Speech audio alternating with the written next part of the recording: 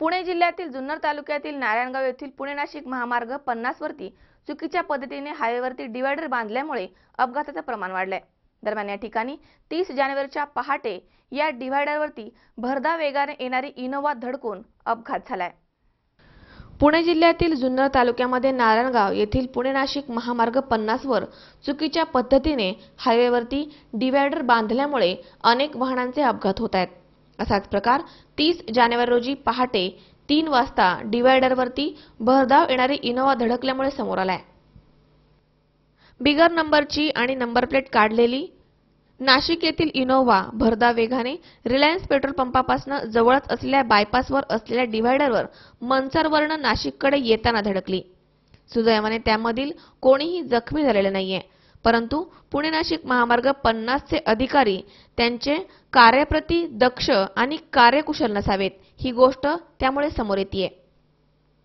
अगदी गाव गवंड्यासारखं बांधकाम करणे, हायवेवरती मुरुम योग्य रीतीने न टाकणे, निकडं दऱ्याचे रस्त्याचे काम करणे आणि प्रशासनाच्या डोळ्यामध्ये धूळफेक करण्याचं काम सदर हायवे अधिकारी आणि त्यावरती कंट्रोल ठेवणारे अधिकारी करताना दिसतायत।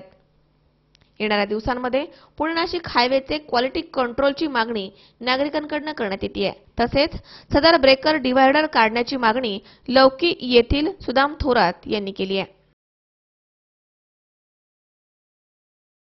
वाहन मालक आहे, परंतु मुंबईहून नाशिककडे जाताना जो रस्ता आता जो गाडीचा ॲक्सिडेंट दिसतो, तो ॲक्सिडेंट ॲक्च्युली खरं तर हा जो मार्ग जो बनवला तो चुकीचा मार्ग बनवला। ड्रायव्हरची यामध्ये काही दिसत नाही।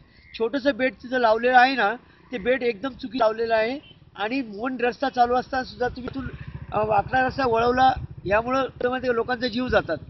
आणि हे जे रस्ता बनवतात किंवा कुठल्या तरी इंजिनिअरिंग रस्ता बनवला असेल ना, हे चुकीच्या बनवल्यामुळे हे अपघात घडलेला आहे। कृपया याची नोंद घ्यावी आणि हा पुन्हा हे बेट जे आता लावले बेट हे इथून काढून टाकले पाहिजे। आयुब शेख, C24 तास, जुन्नर।